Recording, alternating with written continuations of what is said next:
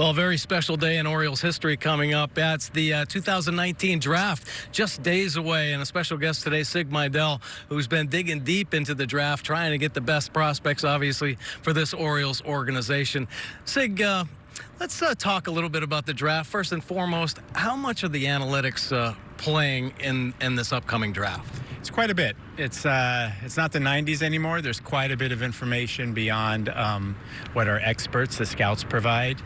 The Trackman that we have here, it's made its way through so many of the amateur, the college parks.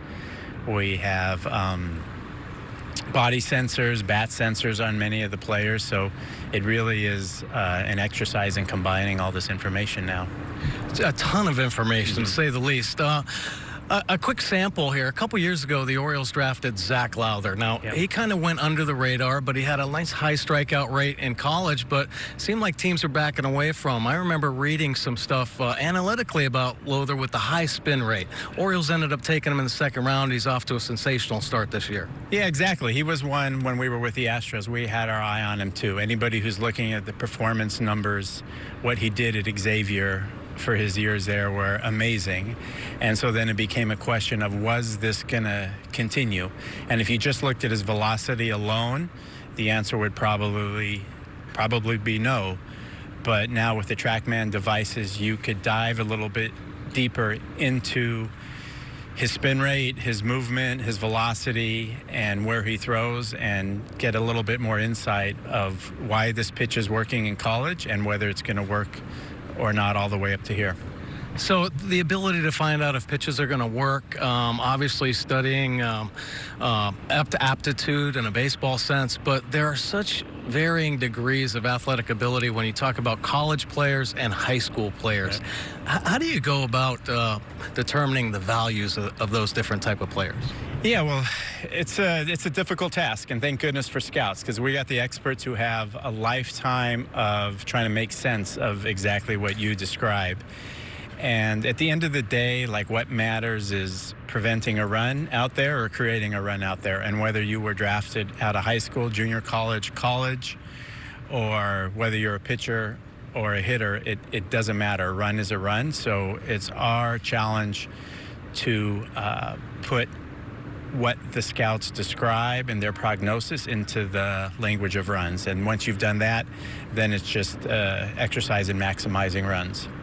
So finding the value of these players is not going to be easy. Tell me about this. How do you value players position-wise? So, for instance, if there's a shortstop that could potentially play 162 games and then a catcher that could, say, play 120 to 130 games in the major leagues, how do you value those two different type of players? Right. There's where some more math comes in, Mike. We know the average output of a catcher, the average output of a first baseman, and you could quantify that, again, in runs.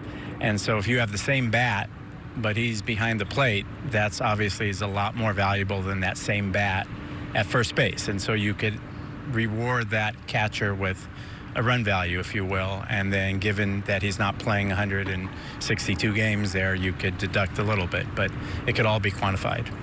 Interesting, very interesting. So give us a little idea what the war room might look like in a couple days, June 3rd.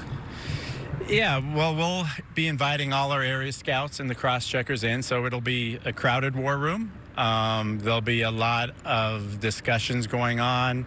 We try to do as much planning as we can before the actual draft starts. But it's never completely predictable, so there'll be a lot of audibles and a lot of impromptu discussions going on. But hopefully we've done as much preparation and homework that we could possibly do beforehand, where we have the players in order we feel confident in, and it's simply taking the guy at the top of the list. Well, this is a very exciting time. I know fans are on the edge of their seat right now to find out who the Orioles are going to take number one. Sig, if you'd be kind enough to let us know who that might be right now. No? Maybe next taping. All right, maybe next week we'll find that out. But this is definitely a turning point in Orioles history. Stay tuned to find out how this all works out.